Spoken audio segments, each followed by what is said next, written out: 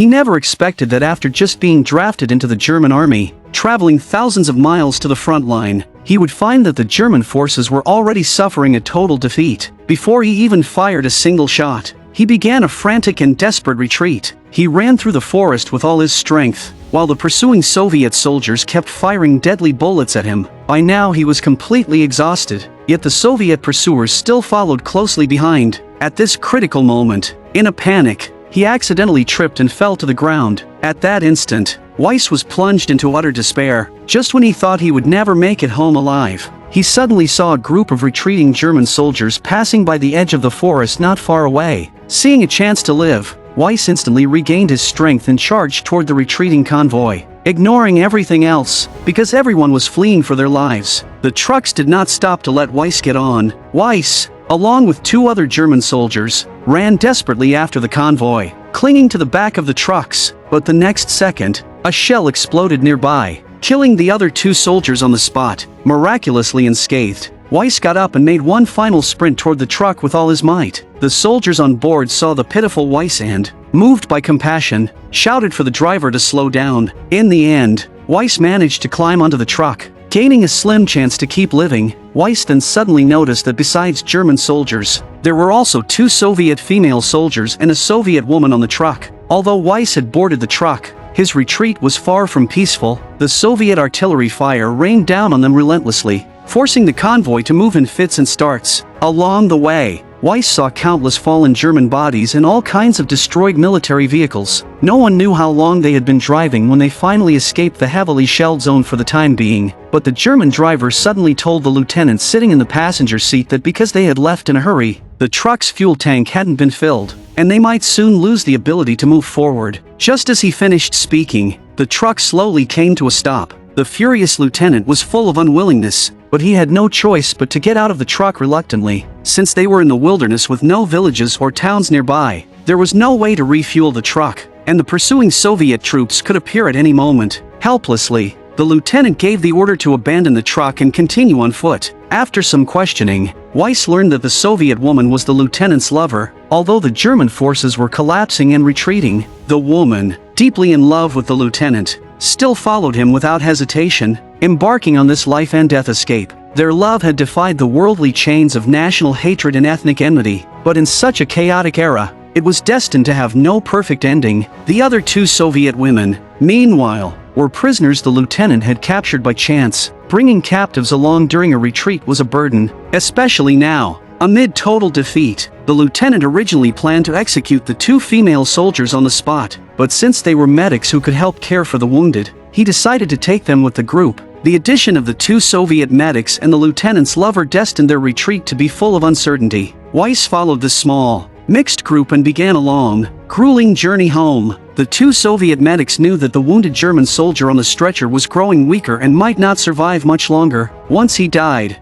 they would lose their usefulness, and their own lives would naturally be in danger, so the 2 of them kept looking for a chance to escape. But although the German soldiers were a defeated army, they remained highly alert and constantly guarded against them, leaving the women no opportunity to flee. No one knew how long they had been walking when the group suddenly saw a German corpse hanging from a tree trunk ahead. Seeing their own comrade hung up like cured meat, the lieutenant was filled with burning rage. He ordered his men to take the body down, but they did not bury it and instead continued on their way. At that moment, they themselves were like a raft adrift at sea, barely able to move forward, hovering between life and death. Not long after, they passed through a battlefield. Seeing the corpses of both German and Soviet soldiers lying all over the ground, everyone fell silent. The new recruit Weiss then noticed something unexpected: a severely wounded Soviet soldier leaning against a tree, still faintly breathing. He intended to report his discovery to the lieutenant, but after hesitating for a long time, his kind heart made him choose silence. Just then, one of the captured Soviet medics suddenly lost control of her emotions and rushed frantically toward the barely alive Soviet soldier. It turned out that the dying man was her father. Another German soldier realized the Soviet was still alive, immediately pushed the medic aside,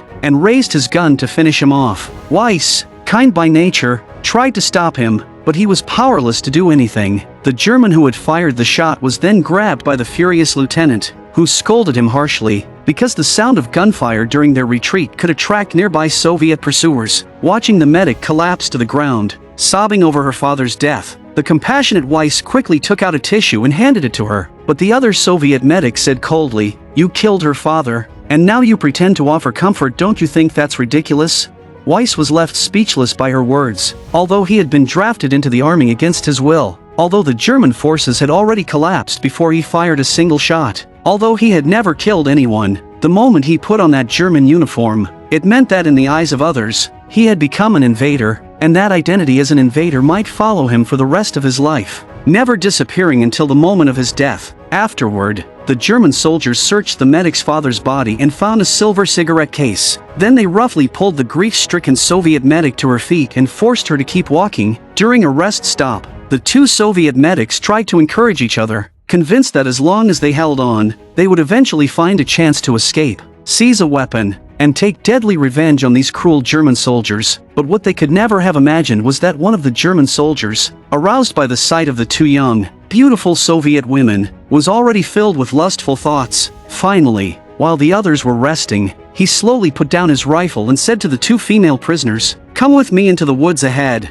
and I'll share the chocolate from my backpack with you." The two women, realizing his intentions were impure, immediately shook their heads in refusal, but the German actually took out the chocolate and waved it temptingly in front of them, saying, "As long as you come with me into the woods, all this chocolate is yours." Though both women were starving, they kept shaking their heads. Seeing that they refused to move, the German crouched beside them anxiously, pacing around them in frustration, unable to control his desire. At that moment, he truly wanted to throw the two women to the ground and force himself upon them, but when he glanced at the strict lieutenant not far away, he could only swallow his resentment and slowly walk away. In stark contrast to that soldier's behavior was Weiss. Not only had he kindly offered tissues to the grieving women, but he was also secretly thinking about finding a way to set them free. Because Weiss hated war from the bottom of his heart and loathed killing, every time he saw a fallen German helmet on the ground, his kind soul would ache for a long time, because he knew that the fall of a helmet might represent the end of a life. That evening, the German squad unexpectedly discovered an abandoned farm, and the soldier who had long lusted after the two female prisoners finally got his chance, as he was ordered to guard them in one of the rooms. Seeing the German soldier staring at them from behind, the two female captives were already filled with panic and unease. They knew they might not escape his hands tonight, so they decided that if the soldier dared to make a move on them, they would fight to the death, seize the chance to kill him, and then flee. Sure enough, the next second, the German soldier pinned one of them to the ground, pressing down on her, but the captive woman took the opportunity to steal the dagger from his belt and decisively stabbed it into his throat. The desperate soldier not only failed to take advantage of them but ended up losing his own life. The two women quickly grabbed his rifle and pack and fled from the room, but as soon as they ran out, they unexpectedly ran into the German lieutenant's lover. To prevent the woman from revealing their whereabouts, they were about to shoot her, but the woman pleaded, saying, "I will never tell anyone where you went. I don't take part in your war. I only wish to stay with the German lieutenant I love." In the end,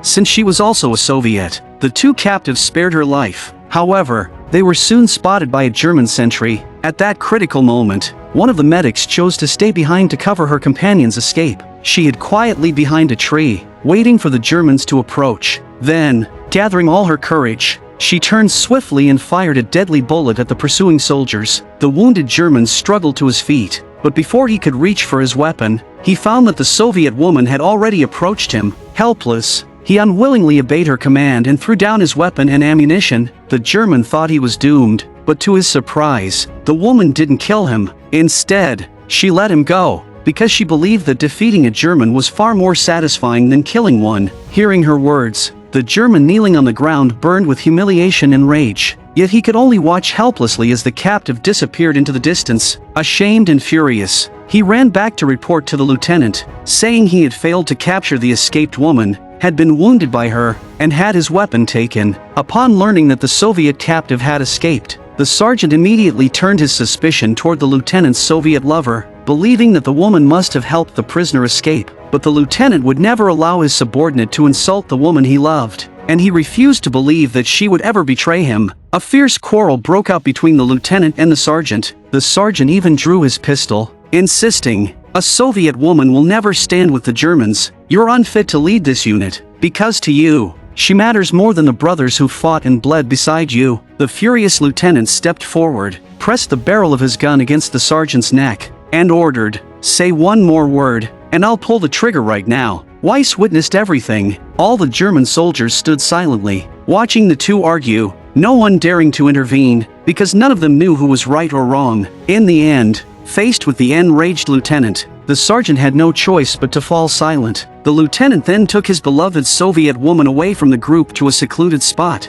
He handed her a gun and told her to leave, because as a soldier, he knew he could die in battle at any moment, and if that happened, he feared that the others might harm her. But the woman wept bitterly and refused to go, for she had abandoned her family and her homeland just to be with him. At that moment, the lieutenant was her entire world. To drive her away, the lieutenant said the cruelest words he could think of. Heartbroken, the woman finally turned away in tears and left. The lieutenant, filled with the same grief and sorrow, stood motionless for a long time, lost in silence. The next morning, the lieutenant continued leading the squad in their westward retreat. To prove that he was not blinded by his feelings for the Soviet woman and that he was still capable of commanding, he volunteered to scout ahead, but as soon as he stepped out of the grass, he was shot by a hidden Soviet sniper and fell to the ground in agony. Struggling to speak, he shouted with all his strength, warning his men not to come near him. Yet how could the soldiers abandon their officer? To stop them from dying in vain, the lieutenant gave his final order, sternly commanding his men to leave him behind and retreat immediately. The soldiers protested against such an order,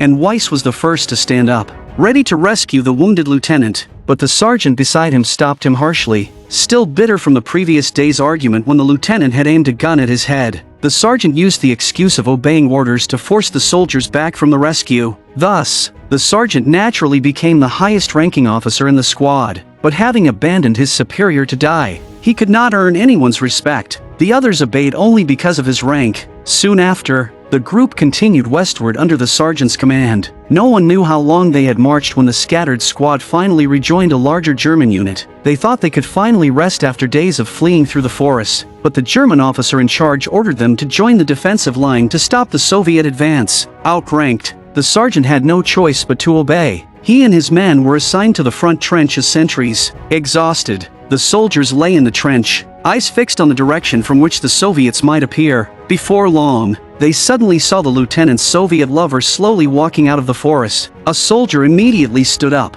wanting to bring her into the trench, because although she was a Soviet, she had been the lieutenant's beloved. But the sergeant, who hated all Soviets, believed she must be guiding the enemy, and he raised his gun to shoot her. Weiss desperately begged him to spare the woman, but the sergeant still pulled the trigger without hesitation. Helpless, Weiss lowered his head, though he had never fired a shot since joining the army. The days of retreat and the horrors he had witnessed had made him completely despise war. Curled up in the trench, he was filled with grief and anger. All he wanted now was to go home, to return to his parents and live a quiet, peaceful life. The sergeant kept shouting at him to pick up his gun and return to his position, threatening to label him a deserter and send him to a court-martial. With no choice, Weiss explained weakly that he was not a deserter, then reluctantly stood up, to harden Weiss and make him adapt to the battlefield. The sergeant took him into the forest ahead to hunt down a Soviet sniper. They searched for a long time but found no sign of the sniper. As night fell, they leaned against a tree and began to talk about home and family. Suddenly, the experienced sergeant noticed a faint sound nearby. Both men quickly stood up and resumed searching cautiously. Soon, the sergeant spotted a Soviet female sniper crouching by a tree. He loaded his rifle and prepared to shoot, but in an instant, she vanished. The next second, the sniper ambushed him, knocking him to the ground. Facing death, he shouted for Weiss, but the young soldier, who had never fired at anyone, could not bring himself to pull the trigger. Luckily, the sergeant was strong and quick. He managed to turn the tables and wrestled the sniper to the ground. Just as he was strangling her, Weiss ran over, trying to stop him, but on the battlefield, it was kill or be killed, and the sergeant would not show mercy. He tightened his grip until the sniper stopped moving, then stood up and walked away. Weiss had not killed her himself, but the sight of more death plunged him once again into deep silence. His comrades came over, trying to comfort and encourage him, but for the kind-hearted Weiss, becoming a cold-blooded soldier was nearly impossible. The next morning, the Soviets launched a fierce artillery attack on the German position. The German soldiers prepared anxiously for battle, while Weiss hid in the trench, too too afraid to raise his head. He did not want to kill, nor did he want to die. Yet forced into uniform, he could only endure every torturous second of the chaotic battlefield. Finally, someone pulled him to his feet, and he unwillingly fired a few blank shots into the air. Though the Germans fought desperately, the understrength and broken army could no longer hold back the Soviet onslaught. The commanding German officer, realizing the position was lost, took one last swig of his favorite liquor, then placed his pistol in his mouth and pulled the trigger. Watching his comrades die one after another, Weiss threw down his rifle and wept in despair inside the trench. Soon the Soviets stormed the position, and brutal close combat broke out. To preserve what little strength remained, the sergeant ordered a retreat. Weiss immediately ran toward the woods behind the trench. He hid behind a tree, quickly loaded his rifle, and then a grenade exploded beside him.